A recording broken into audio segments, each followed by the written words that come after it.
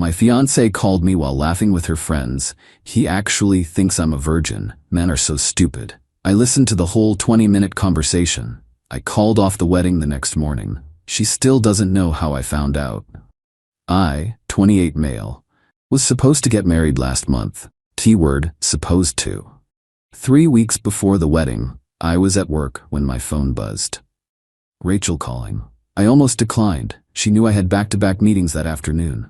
But something made me pick up. Hello, Rach? Silence. Then muffled sounds, laughter, the distinct clink of wine glasses.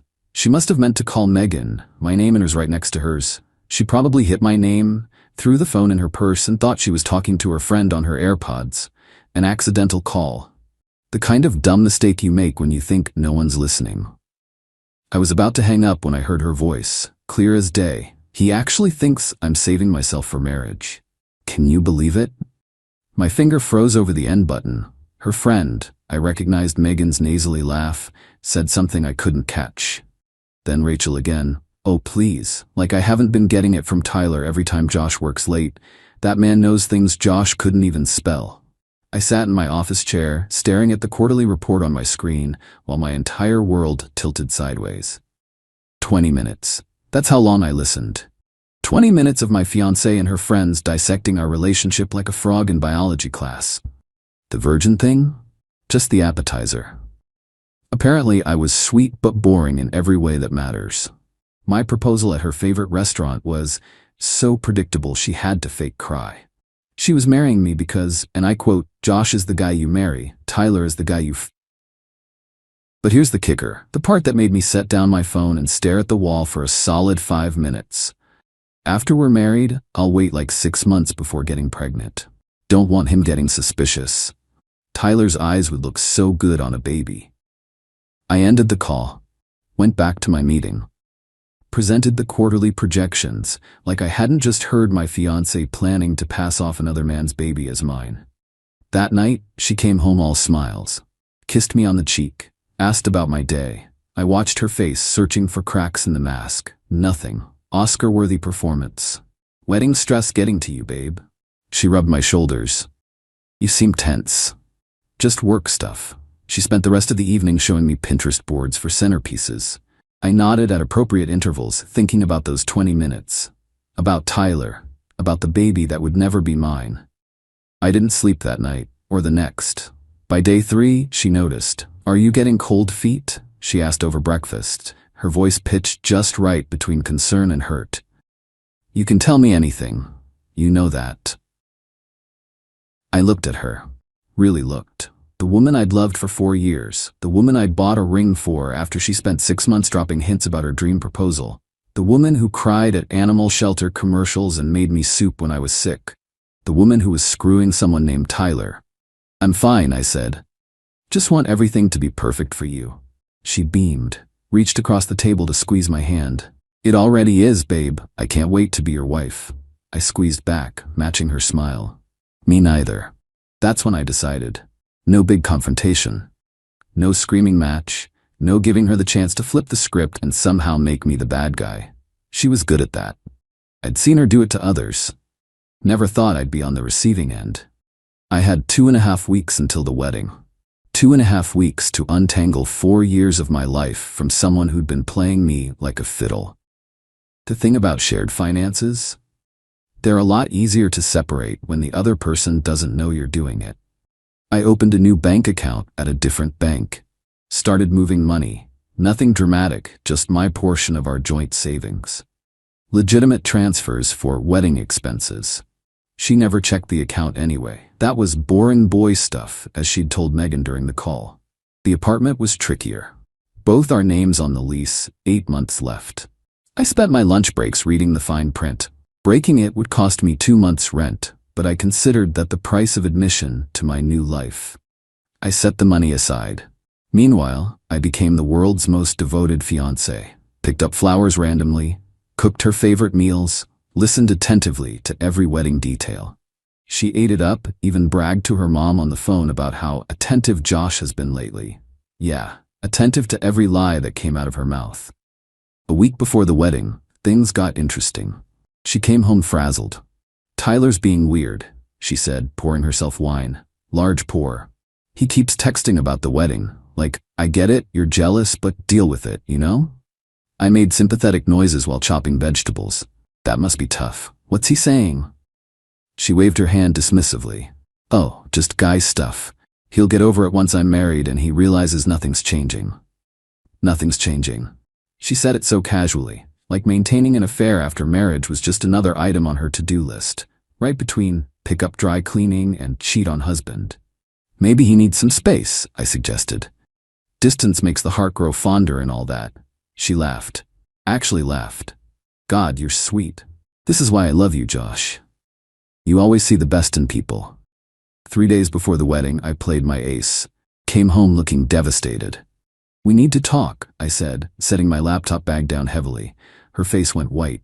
For a second, just a second, I saw panic. Then she recovered. What's wrong? Did something happen at work? I got a call from the bank. There have been some large cash withdrawals from our joint account. They flagged it as suspicious activity. She blinked. Twice. What? How is that possible? I don't know. But Rachel, nearly $10,000 is gone. I watched her process this. Watched her realize I was lying. Watched her calculate whether to call me out or play along. She chose option 2. Oh my God, we need to call the police. Our wedding money. I already did, I cut in.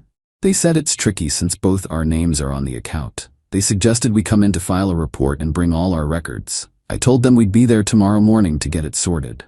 Her hand fluttered to her throat. Tomorrow? But I have my final dress fitting. I know. I'm sorry.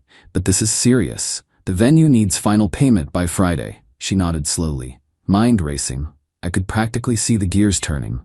You're right. Of course. We'll figure this out together. That night, she was on her phone constantly, texting under the covers when she thought I was asleep. I caught glimpses. Tyler. Megan, her sister. Damage control mode activated. The next morning, 2 days before our wedding, I woke up to an empty bed and a note. Babe, I'm so sorry, but I had to go. My mom had a medical emergency. I'm driving to Sacramento now. I'll be back tomorrow for the rehearsal dinner. Please handle the bank thing without me. Love you. Her mom lived in Phoenix and was currently posting beach photos from her Cabo vacation on Facebook. I texted back, of course. Give your mom my love. Don't worry about anything here. Then I texted my best man, it's over. Stand by for instructions. Update 1. To be clear, when I texted my best man, I didn't mean for him to call the venue just yet. I just needed my inner circle to know the war had started. The scorched earth campaign would begin later. See, when Rachel left for her fake emergency, she made a crucial mistake. She took her laptop but left her tablet. The one synced to her iCloud, the one she thought I didn't know the password to. Fun fact about people who think they're smarter than you, they get lazy. Her password was our anniversary date plus her birth year. I'd seen her type it in 100 times without thinking. I wasn't snooping for dirt. I already had the motherlode. I was looking for proof, protection. I found it. Messages with Tyler going back 2 years. 2 years. During the time she was pushing for commitment, crying about how her friends were all getting married, how she felt like I was stringing her along. The messages were cold, almost transactional. Tyler, this weekend still good? Jay has a work thing Saturday. Come by after 7. Bring wine? Always. Like scheduling a pest control service. Then I found the group chat with her friends, the one from the accidental call. Scrolled back to the day after I proposed. Megan, so? How was it? Finally. Thought he'd never ask. Ring pics? It's nice. Not exactly what I showed him, but whatever. I'll upgrade it later. Lol, stop. At least you're getting married. Brad still won't even talk about it. Tyler's pissed, LeMayo. He knew what this was. Yeah, but now he's being all emotional. Men are so dramatic. I screenshot everything, not for revenge, for ammunition. Because I knew Rachel, knew how she operated. The second things went south, I'd become the villain. The abusive ex who abandoned her before the wedding, who broke her heart, who probably cheated. Projection's a hell of a thing. My phone buzzed. Text from Rachel. Mom's stable. False alarm, but I'm staying the night just in case. Did you talk to the bank? I responded. Handled. They think it was an internal error. All good now. Thank God. See you tomorrow for rehearsal. Can't wait to marry you. I stared at that text for a long time. At the casual way she lied. At the exclamation points, trying so hard to sell normalcy. Then I opened my laptop and started typing. First email went to the venue. Polite, professional. Explaining that, due to an unforeseen and insurmountable family emergency, we were postponing the wedding indefinitely. Yes, I understood we'd lose the deposit. Yes, I'd handle any cancellation fees. Second email to the photographer. Third to the caterer. Fourth to the DJ. Fifth to the florist. By the time I finished, it was past midnight. 12 hours until the rehearsal dinner. 36 until what would have been our wedding. I pulled out my phone and sent one more text. Not to Rachel. To Tyler. Hey man, this is Josh, Rachel's fiancé. We need to talk. Tomorrow, 10 a.m., Starbucks on 5th Street. It's important. Then I turned off my phone and did something I hadn't done in weeks. I slept like a baby. The next morning, I woke to natural light streaming through the bedroom window. No alarm, no anxiety, just clarity. I made coffee, showered, put on jeans and a t-shirt instead of the suit hanging in the closet. Then I drove to Starbucks. Tyler was already there. I recognized him from Rachel's Instagram, tall, gym-built, nervously spinning his phone on the table. He looked up when I approached, his face a mask of defensive arrogance.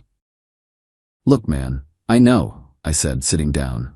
About you and Rachel, I know everything. He went pale, started to stand. I held up a hand. Relax, I'm not here to fight. I'm here to compare notes. Compare? What? I pulled out my phone, showed him the screenshots from Rachel's tablet. The group chat, his jaw tightened as he read her dismissive comments about him. She told me you knew, he muttered finally, that you guys had an arrangement, that you weren't, interested in women. I laughed, a short, bitter sound. Let me guess, she said I was asexual? Gay? Had some kind of problem? His silence was the only answer I needed. She told you what you wanted to hear, I said. Did she ever show you texts from me confirming it? He nodded slowly. Yeah, she'd show me stuff on her phone, conversations. Let me guess, she'd twist my words? Show you a text where I said I'm fine with whatever and claim it was about her seeing you? His eyes widened slightly. How did you know? Because I'm seeing the pattern now. She's been playing us both. You're the side piece who thought he was the main event. I'm the meal ticket who thought he was loved. Neither of us won here, man. Tyler slumped in his chair. Last week, after you guys went cake tasting, she came over, said she needed to decompress from playing bride. That stunned more than I expected. We'd had fun that day, laughed at the ridiculous prices, argued playfully about chocolate versus vanilla, fed each other samples, all of it a performance. So what are you going to do? Tyler asked. I checked my watch. 2 hours until the rehearsal dinner. Nothing, I said. Absolutely nothing, he frowned. You're still marrying her? No, but she doesn't know that yet. I stood to leave, then paused. Do me a favor. Don't answer her texts today. Don't answer her calls. Let her sweat a little. Why would I do you any favors? He shot back, a flash of anger in his eyes. Because in about 4 hours, she's going to show up to a rehearsal dinner that doesn't exist for a wedding that's not happening. She's going to realize her fiancé has gone radio silent, and when she frantically calls her backup plan for comfort and you don't answer either, that's going to be a very interesting meltdown. You really want to be on the receiving end of that? A slow, cold smile spread across his face. You're kind of an evil bastard. I respect that. I shrugged. I learned from the best. Update 2, the final act. The rehearsal dinner was supposed to start at 6 p.m. at Rosetti's downtown. Rachel texted me at 4:30. Just left Mom's, can't wait to see you. See you. Should I meet you at the restaurant? I responded, actually, can you swing by the apartment first? Need to talk about something. Everything okay? Yeah, just wedding stuff. See you soon. I'd spent the afternoon methodically packing. Not everything, that would be too obvious. Just the important stuff. Documents. Electronics. The watch my grandfather left me. Photos of my family. Things that mattered. The rest? The matched dishware she insisted we needed. The throw pillows that cost more than my car payment. The engagement photos plastered on every wall. All of it could stay. Consider it a severance package for 4 years of method acting. She burst through the door at 5:15, hair perfect, makeup flawless, wearing the dress she'd bought specifically for tonight. Babe, we need to hurry. Everyone's probably all ready. She stopped, looked around, noticed the suitcase by the door. Are you going somewhere? Sit down, Rachel. I pulled out my phone, hit play on the recording. Her own voice filled the apartment. He actually thinks I'm saving myself for marriage. Can you believe it? The color drained from her face so fast I thought she might faint. I let it play. All 20 minutes. Every laugh, every cruel observation, every detail about Tyler and her plan for his baby. When it finished, the silence was deafening. I can explain, she whispered. No need. I've had 3 weeks to process this. 3 weeks of watching you lie to my face every single day. You're very good at it, by the way. Truly. It's not. Megan was joking around and I just got caught up. Tyler sends his regards. I interrupted. Met him for coffee this morning. Interesting guy. He was under the impression I was gay. The story seemed to change depending on what you needed. She opened her mouth, closed it, opened it again. Nothing came out. The wedding's canceled, I continued. Venue, caterer, photographer, everyone's been notified. Your family received a lovely email explaining that due to irreconcilable differences, we've decided to part ways. Very mature, very civil. You told my family? Just your parents and sisters. Oh, and your cousin Janet. She's always been chatty, hasn't she? I'm sure word will spread naturally. She stood up, tears streaming now. Josh, please, we can work through this. Couples therapy. With whose baby, Rachel? That stopped her cold. Because according to your friends, the plan was to wait 6 months, then pass off Tyler's kid as mine. His eyes would look so good on a baby, right? I was drunk. I didn't mean. Which part didn't you mean? The 2-year affair? The fake virginity? The part where I'm sweet but boring in every way that matters? Help me out here. She tried anger next. You recorded me without my permission. That's illegal. I'll sue. I looked it up, I said calmly. It's not. Also, the lease. I'm moving out Monday. You can figure out the rent yourself. Consider the furniture a parting gift. You can't just leave. What am I supposed to tell people? Whatever you want. You're creative. I'm sure you'll spin something believable. Probably make me the bad guy. Cold feet, secret addiction, abusive behavior you bravely escaped from. The sky's the limit. She collapsed on the couch, full sob mode now. I love you, Josh. I really do. Tyler means nothing. Then why? I asked, genuinely curious. She looked up at me, mascara running. For the first time in 3 weeks, she seemed genuinely lost for words. Seriously, I pressed. Why? If you wanted Tyler, why not just be with Tyler? Why waste 4 years of both our lives? Because. She hiccuped. Because Tyler's exciting, but he's a bartender, Josh. He lives with 3 roommates. He doesn't have a 401k or health insurance or stability. He's fun. You're the future. I'm a retirement plan. That's not. Actually, that's exactly what it is. I picked up my suitcase. For what it's worth, I did love you. The you I thought you were anyway. The one who cried at shelter commercials and made terrible pancakes and snorted when she laughed too hard. I don't know if that person ever existed, but I loved her. I headed for the door. Stopped. Turned back. Oh, one more thing. That $10,000 from the bank? I lied. Needed you out of the apartment for a day so I could think. It worked. Her face went through confusion to realization to pure rage. You tested me. Pot. Meet kettle. I opened the door. Good luck, Rachel. I hope you figure out what you actually want someday. Josh, wait. I didn't. Update 3. 6 months later, figured I owed you all a final update since my inbox is still getting messages asking what happened next. The immediate aftermath was about what you'd expect. Rachel blew up my phone for a week straight.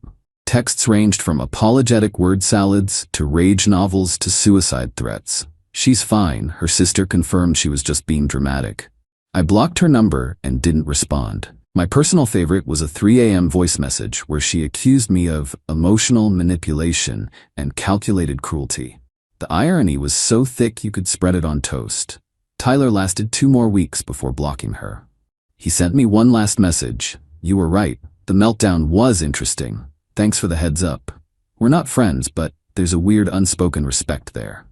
The fallout with her family was messy. Her mom called me crying. Her dad was colder. Asked if I had proof. I sent him the audio file. He hung up without saying goodbye. Haven't heard from them since. Her sister, Marie, reached out to apologize. The younger one, Steph, sent me a long text about how I'd humiliated the family and ruined Rachel's life. I replied, She had 2 years to not have an affair. This one's on her. The friend group imploded. Megan, the one from the call, actually apologized, said she was ashamed and that the whole group was toxic. It was through her that I found out the final plot twist. Sarah, the other friend, had also been sleeping with Tyler on and off. The whole thing was a soap opera, and I was just a guest star who didn't know his role. As for me, I moved across town. My company offered me a position in the Seattle office. I took it. A fresh start felt necessary. Therapy helped. Found a good therapist who specializes in betrayal trauma. It's a work in progress, but I'm getting there. Dating is still on the back burner. Turns out, my ex cheated on me for 2 years and planned to pass another man's baby off as mine. Is kind of a mood killer on a first date. But honestly, I'm good. Better than good. There's something liberating about having your worst case scenario happen and surviving it. Rachel tried reaching out again last month. New number. Said she was in therapy, working on herself. Wanted to clear the air. I blocked that number too. There's nothing left to say. Some bridges don't need rebuilding. They need to stay ash. Oh, and because I know someone will ask, no, I never told her how I found out. As far as she knows, someone overheard her at that wine bar and told me. Megan told me Rachel still brings it up, convinced one of her enemies sabotaged her happiness. The truth is so much simpler. She sabotaged herself with a misplaced call. All I did was listen. Edit, yes, I kept the ring. Sold it for 70% of what I paid and used the money for the Seattle move. Felt poetic. That ring bought my freedom. Edit 2. To the person who DM'd asking if this was creative writing.